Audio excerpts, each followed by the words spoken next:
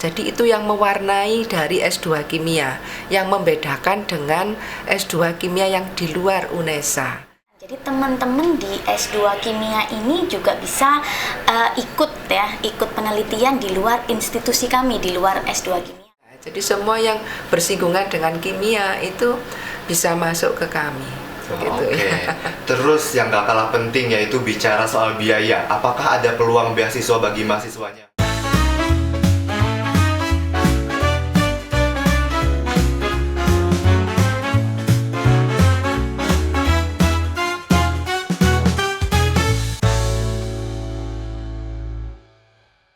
Jalan-jalan ke UNESA, singgah sebentar di FMIPA. Halo Sobat MIPA yang luar biasa, selamat datang di podcast Penuh Cerita. Assalamualaikum warahmatullahi wabarakatuh. Halo Sobat MIPA, kembali lagi di mikrofon MIPA, kabar riset obrolan fun dan inspirasi. Senang sekali saya Guntoro Setriaji bisa menemani waktu kalian. Hari ini spesial banget, karena kita bakal mengulik salah satu prodi unggulan di FMIPA UNESA, yaitu S2 Kimia. Sudah hadir bersama saya sosok yang luar biasa. Ada Profesor Dr. Nunik Hesdiastuti MSI selaku Korprodi S2 Kimia dan Ibu Dr. Indah Ardiningsih SSI MSc selaku Unit Penjamin Mutu S2 Kimia. Selamat pagi Prof Nunik dan Bu Indah, apa kabar? Selamat pagi, alhamdulillah baik Mas, terima kasih. Ibu Indah apa kabar? Alhamdulillah baik. Oke, alhamdulillah. Oke Sobat MIPA, buat kalian yang lagi galau mau lanjut S2 atau penasaran riset kimia itu sejauh mana sih manfaatnya bagi masyarakat, stay tune ya sampai akhir. Prof Nunik, mungkin bisa diceritakan secara singkat apa sih yang membuat S2 Kimia UNESA ini menarik dan berbeda dari tempat lain? Baik, terima kasih Mas. Saya selalu menyampaikan bahwa kimia itu selalu menarik, begitu ya, karena dari kehidupan kita sehari-hari itu selalu bergaul dengan kimia, begitu. Nah, di dunia industri kita itu tidak bisa terlepas dari proses kimia sebetulnya. Jadi lulusan kimia itu sangat fleksibel. Jadi bisa diterima di setiap industri, misalkan di industri pangan, kemudian kosmetik, itu semua membutuhkan kimia. Jadi peluang untuk masuk ke industri bagi lulusan kimia, apalagi magister kimia itu sangat luar biasa, sangat terbuka sekali gitu. Wah, berarti memang fokusnya juga sudah relevan dengan industri saat ini ya? Sangat relevan, karena industri, ya tadi saya sampaikan, prosesnya itu tidak pernah terlepas dari proses kimia. Proses kimia, betul. Oke, kalau soal kurikulumnya bagaimana Prof? Apakah mahasiswa dibebaskan untuk eksplorasi riset sendiri? Ya, kurikulum kita sudah kita tata sedemikian rupa, mahasiswa itu secara kurikulum artinya studinya itu dibatasi sampai 4 semester. Tidak dibatasi ya sebetulnya, tapi kami membatasi supaya tidak terlalu lama untuk kuliah. Tetapi ternyata mahasiswa S2 Kimia itu sudah banyak yang lulus 3 semester. Jadi tidak perlu 4 semester ya.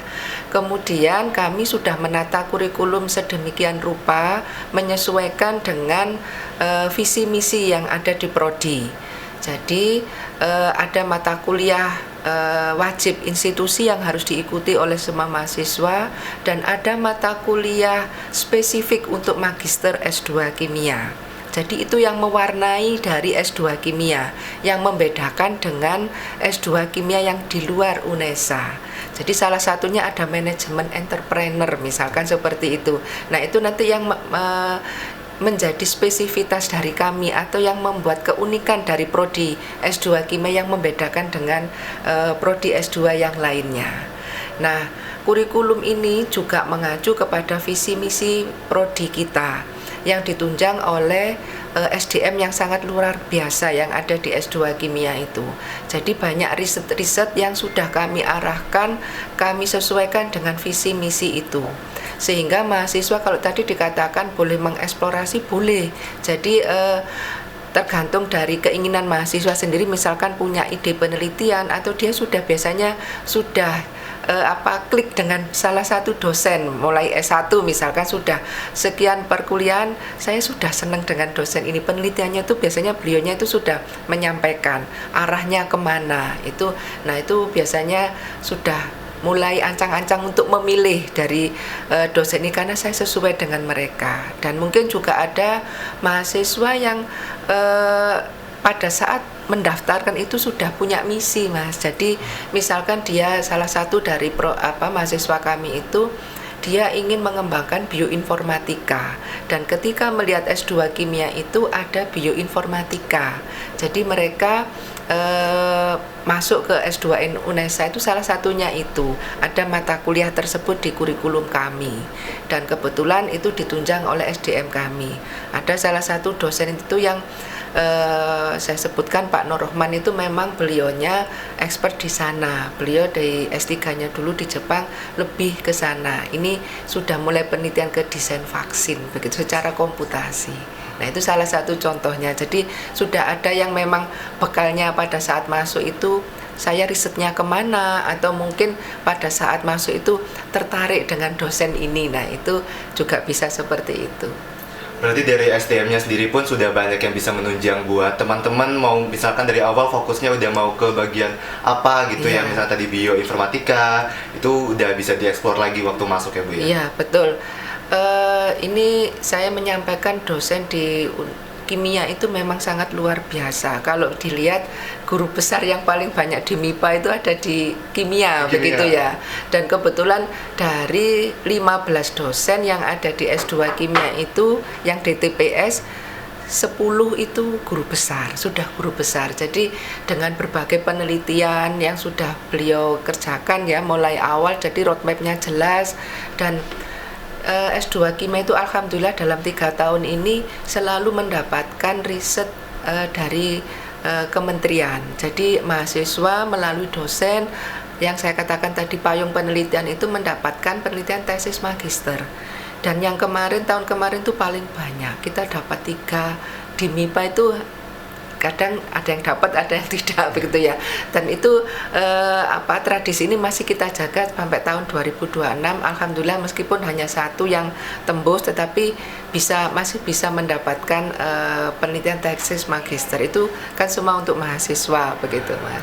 Setiap tahun diusahakan ya Bu ya. Ya, kami memang istilahnya saya itu selalu berupaya Bapak Ibu dosen itu membantu mahasiswa. Ini kan nanti membantu riset, dan juga karena jujur ya Mas, kimia itu kan pasti di laboratorium itu kan membutuhkan biaya. Nah, itu biasanya kalau tidak melalui risetnya dosen, jadi dosen yang kalau misalkan di PTM ini tadi tidak dapat, jadi dari penelitiannya dosen itu mereka penelitiannya ikut di dosennya begitu. Itu sudah menjadi tradisi di tempat kami. Tradisi. Ya. Oke, tadi kita udah mendengarkan kurikulumnya sampai juga risetnya gitu ya Bu ya dari S2 kimia. Sekarang kita ke Ibu Indah selaku unit penjamin mutu. Sobat MIPA mungkin bertanya-tanya, risetnya udah keren, tapi bagaimana dengan kualitas pendidikannya? Bagaimana UPM memastikan mahasiswa mendapatkan layanan terbaik, Ibu? Ya, baik. Jadi kami sebagai unit penjaminan mutu, tugas utama kami adalah memastikan bahwa kegiatan akademik ini sudah sesuai standar. Misalnya, kita rutin melakukan monitoring dan evaluasi pembelajaran, kemudian melakukan monitoring dan evaluasi penelitian ataupun bahkan pengabdian dosen ya. Kalau untuk fasilitas, kita di S2 Kimia sudah punya ruang kelas yang memadai ya, smart class seperti itu di gedung C1 IDB, yang mungkin teman-teman semua bisa ikut ke sana ya, lihat-lihat kelasnya kami ya.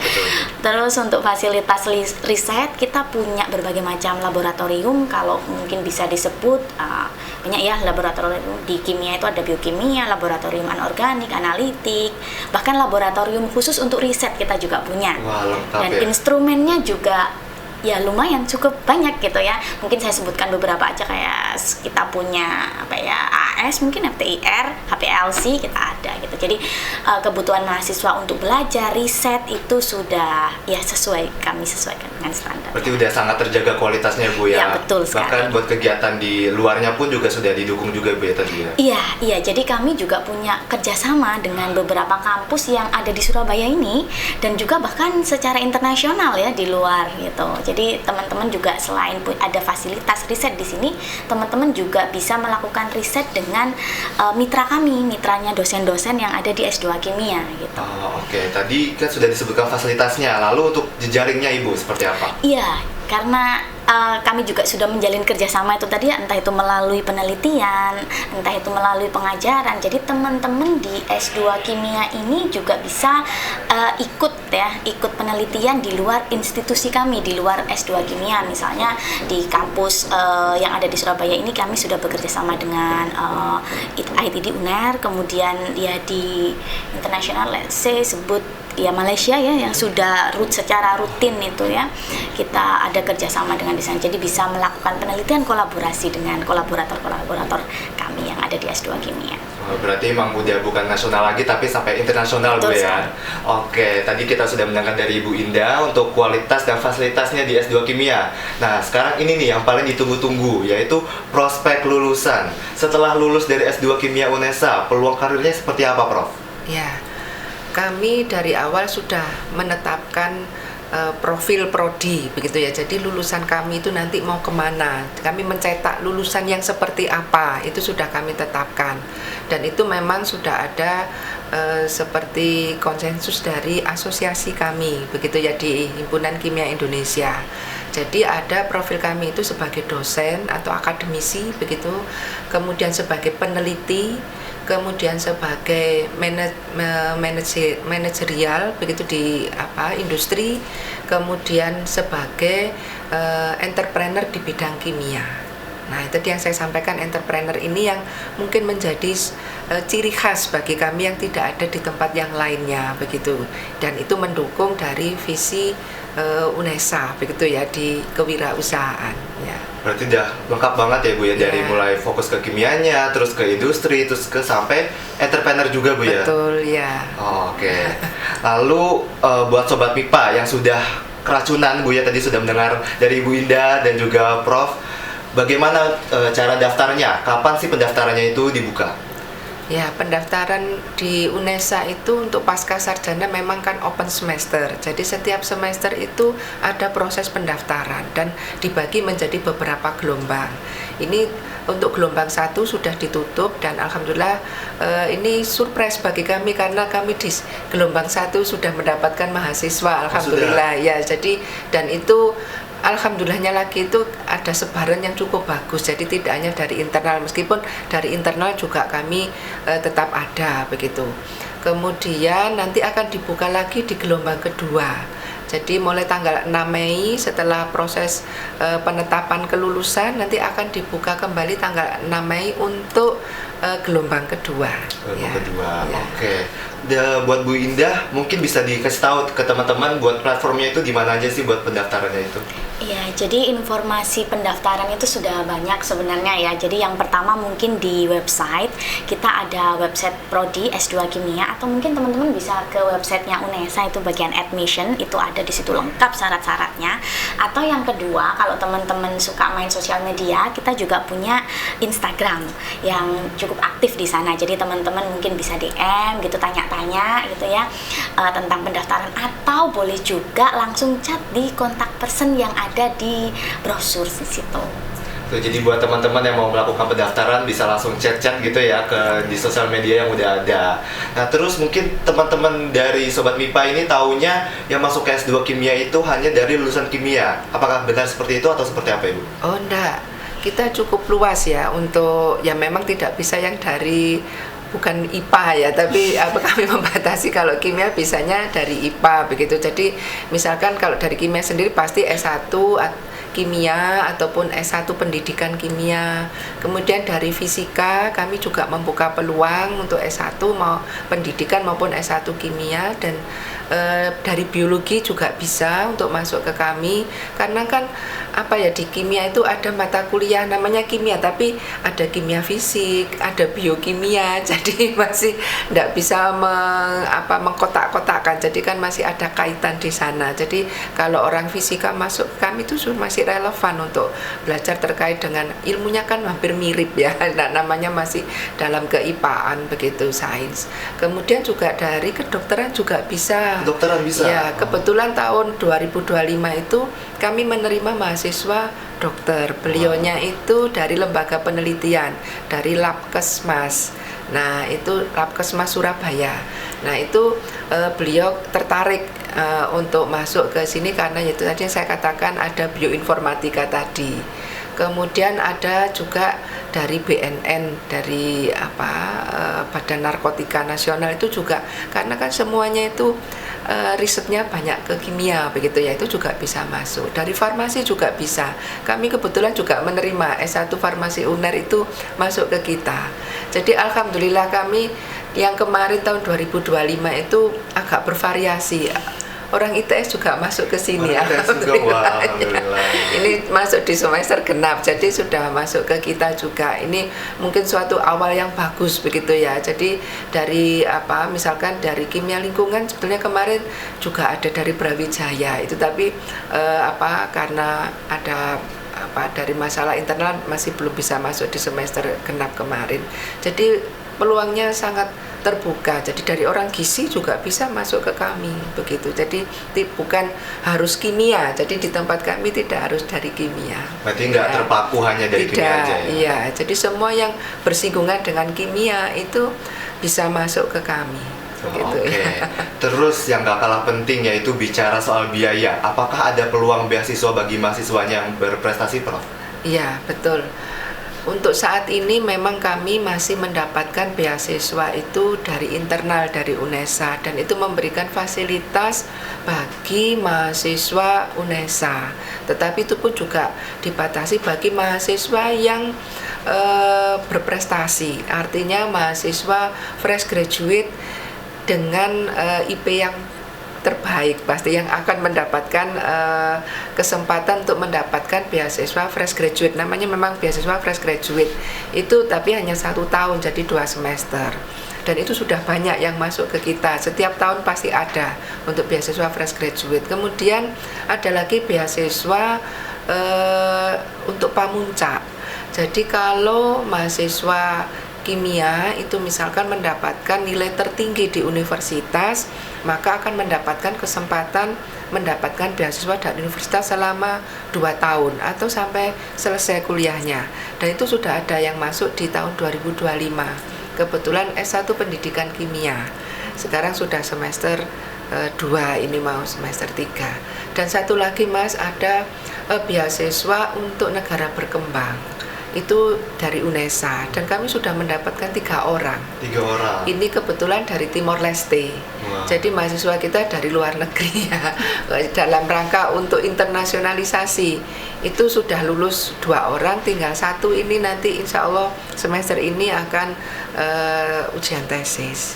Berarti beasiswanya bukan untuk orang Indonesia aja ya, iya, tapi luar negeri betul, juga. Betul, iya. Oke. Iya. Tadi kan beasiswanya baru yang internal. Kalau yang eksternal kira-kira bisa beasiswa apa nih Bu yang bisa digunakan? Itu yang sedang kami kejar ya. Misalkan seperti BPI itu kami belum bisa mendapatkan beasiswa itu karena akreditasi harus mutlak unggul. Nah itu yang sedang kami kejar. Ini insya Allah nanti Oktober kami itu akan reakreditasi kembali karena harga mati dari UNESA harus unggul itu tadi. Harga mati, ya, dan itu artinya kami juga memerlukan itu karena kami juga butuh dari mahasiswa yang lainnya sehingga bisa mendapatkan beasiswa BPI atau yang lainnya yang dari kementerian itu.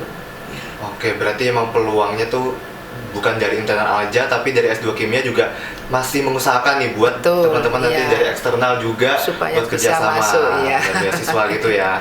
Nah, oke, Sobat MIPA, nggak kerasa kita sudah di penghujung acara. Tapi sebelum kita tutup nih, ada pesan untuk teman-teman yang masih ragu untuk lanjut S2. Mungkin dari Bu Linda boleh? Pesannya yaitu mungkin jangan ragu untuk bergabung dengan kita, mengeksplorasi kimia lebih jauh lagi. Oke, jangan ragu-ragu ya teman-teman ya buat ekspor tentang kimia gitu ya. Betul. Mungkin dari Prof bagaimana? Ya, saya menambahkan dari Bu Indah bahwa kuliah di S2 Kimia itu sangat menyenangkan. Saya selalu tagline saya kuliah dengan bahagia di S2 Kimia. Jadi kita punya SDM yang luar biasa dengan riset-riset yang bisa yang bisa mengakomodir mahasiswa terkait dengan penelitiannya. Jadi jangan ragu. Jadi kalau misalkan penelitian jangan khawatir, semua dosen itu sudah berupaya untuk membuat payung-payung penelitian yang bisa memfasilitasi mahasiswa di risetnya dan juga bisa menghasilkan luaran yang sangat luar biasa. Saya sangat bangga dengan lulusan S2 Kimia, bisa menghasilkan artikel yang tidak hanya yang diminta Sinta 2, tetapi di kimia itu sudah biasa untuk membuat artikel yang di jurnal internasional bereputasi. Yang kemarin terakhir itu di Q2, Mas. Q2. Ya, yang sudah lulus yang di bimbingan Prof Sari. Jadi berupaya untuk mendapatkan kesempatan belajar lebih banyak bagaimana kimia itu sebenarnya, dan lebih jauh lagi mengenal kimia begitu ya. Dan juga untuk kita kan diharuskan untuk belajar sepanjang masa begitu ya, selama kita mampu ya. Jadi jangan cepat puas ya Prof ya. Dan kita itu yang membedakan S2 Kimia dengan S2 Kimia yang lainnya. Kita juga membekali tadi entrepreneur itu yang sekarang digaung-gaungkan oleh pemerintah kan, menjadi seorang wirausahawan. Jadi tidak bekerja untuk orang tapi membuka pekerjaan untuk orang lain. Betul, jadi di S2 Kimia ini juga buat teman-teman yang mau fokus ke entrepreneur melalui kimia gitu Ibu ya, bisa fokus dan masuk ke S2 Kimia UNESA ini.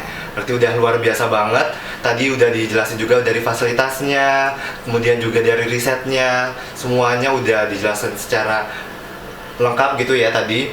Mungkin untuk sekarang, untuk penyampaiannya bisa sampai segitu aja. Terima kasih untuk Prof Nunik dan juga Bu Indah atas sharing-sharingnya hari ini.